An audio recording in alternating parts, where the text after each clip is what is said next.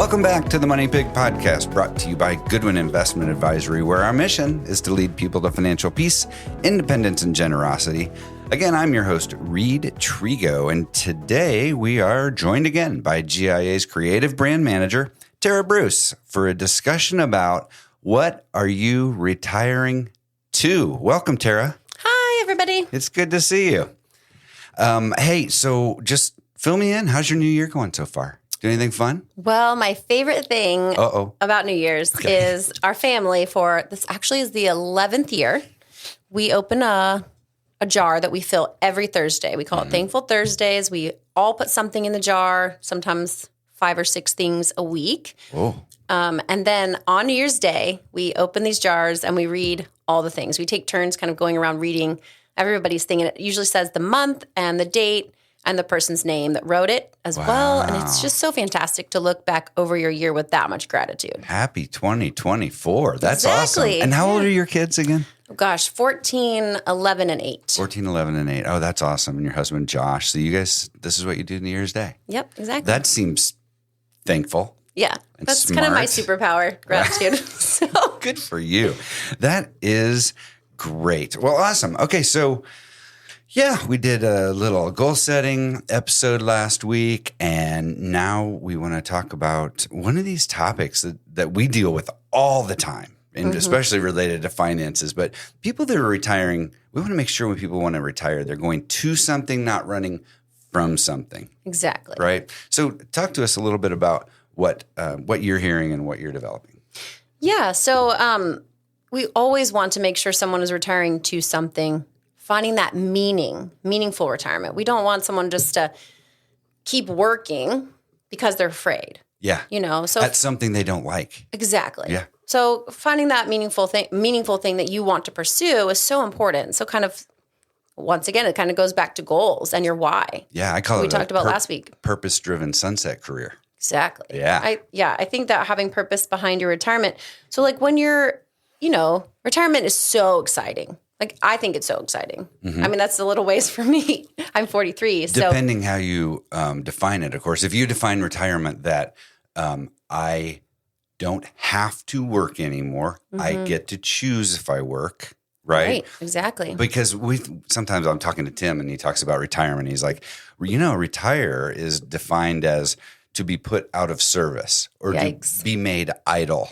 I do not want that. Nobody wants to hear that. I don't think anybody wants to have that, right? So we do need to hopefully have some sort of intentionality or purpose behind our activities after we can choose whether we actually have to have a job anymore. Right. I mean, it's almost like I think back to I do life coaching and with a lot of 20, 30-year-olds, and especially when you're coming out of college and you have all these opportunities and you have to figure out what is my passion? What do I want to do with my life? Now, as you're moving towards retirement, to me, it's so exciting because you most likely have the financial part taken care of if you have a financial advisor. Hopefully. Yeah, that's true. That's hopefully. True. Yeah. But beyond the dollars and cents, going back and having a second chance to kind of look back and say, what is the thing that maybe I left on the shelf that I didn't get to try yet or I didn't get to do yet?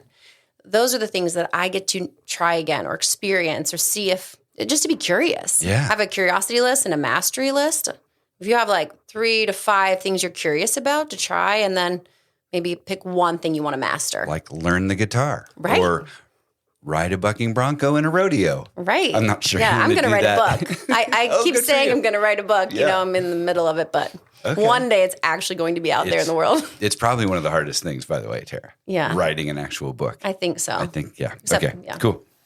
Wow, that's great. Okay, so it is exciting to think about retiring and not having to work, getting to choose. Right, exactly. And I think the questions that most people are asking when it comes to the financial side is, can I retire now? Do I have enough money to retire? When? Like, what's the date? Like, when can I actually do this? When can I retire? And then, will I be able to maintain the same level of comfort and lifestyle that I currently have in retirement? And I know that's a big fear for a lot of people that I talk to on intro calls. But after you get past the finance part and you move on from there, after your financial advisor brings you that peace of mind and that confidence that you can retire comfortably, maintain that lifestyle, brand new questions come up. Yeah, that is exactly right. So this reminds me of things I've noticed too in meeting with clients. If I meet with clients and their kids are in elementary and middle school, most of the time they're not thinking about retirement. It's just too far off. They're in the messy middle. It's way too far out there. You know when I think people really start thinking that question, what's my number? When am I going to be? It's about when they become empty nesters. Okay, yeah, they start that makes sense. sending kids into college, work, whatever. Then they really start thinking, wow, okay, what does this actually look like? And then it reminds me of the Wes Moss book. Oh, yeah, I love that book. Yeah, What the Happiest Retirees Know. And there are certain behaviors. It's just not about money. It's happiest retirees live within 50 miles of half of their children. Mm-hmm. They're within eyesight, 5 years of paying off a mortgage. There's a whole bunch of little factors that he found that the happiest retirees, those characteristics that they share. So this reminds me of that because it's not just all financial. Oh, no. And there's so many things that people are not considering and maybe should consider sooner than when they get to the empty nester point and they're picking that date. Exactly. Because that book, What the Happiest Retirees Know, I read it thinking, oh, well, this is for a 65-year-old, and I'm not there. But I read it thinking, no, this is probably for a 45-year-old because they're behaviors that we need to set up long before we're ready to retire. Exactly. If we're ready to retire and we start asking ourselves these next questions, you've got some really quick homework to do. Yeah, exactly. Yep. And some of those questions are just like, now what? Like what am I going to do with my time? Yeah. What do I want to do? And you actually can decide that. It's fantastic. But like, what is my new purpose? Who are the people that I'm going to spend my time with? And I think that's a big one too, because your time is changing. If you quit your job, you now have 8 more hours in a day, maybe more if you drive time is long. Yeah, that's right. And you're spending 8 hours a day with your coworkers. So now what is your relationships going to look like? Are you still going to hang out with those friends? You get to kind of choose your people and how you spend your time. I think most people think that they will continue to hang out. They think that they'll continue to be interested in whatever it was their career was. But I think a lot of people actually retire and realize, I'm okay. I'm not interested. I don't know. Yeah, and if you're not intentional, I think you can become lonely and isolated in retirement. Oh, yeah. Yeah. And then there's like the whole dynamic of, okay, your spouse and you have not spent that amount of time together. What is that going to look like? Mm-hmm. That's a whole nother subject. My wife and I tested this out. I've had two short pretend trial retirements. Yes. Yeah. I've unretired both times. Oh, yeah, my dad did the same thing. He retired multiple times. That's right. Well. I tried. But yeah, that was a lot of time. My wife's like, I don't need you in my space. Right. Well, yeah, the space thing. And then also like feeling like you're doing something. Like some people say they want to retire and do nothing. And great. If you worked hard, if you really want to do nothing, do nothing. And that's fine. Do what you do. But after about a month, most likely you're going to get bored and you're going to want to have some kind of passion, purpose, something to spend your time doing that fills you up, brings you meaning. Absolutely. I think achievement creates motivation. Yeah. So you have to have a purpose and things that you're achieving in order to like keep your spirits lifted. If you just have nothing, you're like, I'm going to mow the yard every day. It's going to be great. Mm-hmm. That becomes purposeless. Yes, that's true. And you don't have to do something, go back to work. I mean, you could, and you could love that, or you could volunteer somewhere or find a cause that means something to you or get involved in a community. Yeah. Or some kind of. Perfect. Oh, another question people are always asking is, where am I going to live? Like, should I downsize? Should I move closer to my family? Like you were saying earlier, living close to your kids is one of those things that happy retirees know. Yeah. And Wes Moss also in his research found that the happiest retirees, yes, live within 50 miles of at least half their kids and also don't downsize. Right. Yeah. Isn't that interesting? They keep that house so that everyone people can come back. Yeah, I know. Most of us think, oh, I'm going to downsize and find a condo so I don't have to do outdoor work anymore or whatever it is. But yeah, he found that the happiest retirees don't. Right. That's so interesting. Like I've always, my goal in 10 years, not really 10 years, but I'm making this up. I'm not retiring in 10 years, but you never know, is to move to Portugal and retire in Portugal. Ooh. And I'm not going to have a big house there. It'll just be a little house with the mountains and the beach and with a vista. Yeah, exactly. I'm dreaming right now, but keep it going. If I set these goals and write it down and work towards it, you have a chance. Never know. Mm-hmm. Yeah, but it seems like there is a lot of fear around retirement. And I didn't actually know that until I started having these conversations with people that are actually really terrified to retire. And I guess for good reason, because they're not having these ongoing conversations since they were 40. Right. And so it seems like, oh my gosh, this is abrupt. I didn't know that I had to think about these things. We mentioned this last week, I think. It's dealing with the important, not urgent issues. If we start just creating these behaviors in our 40s, then we can get through our 50s. We have a circle of friends that we trust and can hang out with. We have purposeful, meaningful work that pays or doesn't, but at that point, hopefully we don't care. There's a lot of behaviors we can start to put in place earlier so that we have a happier retirement, and we aren't afraid when we get to that point. You're like, I don't have to work, but I sure don't know what I'm going to do.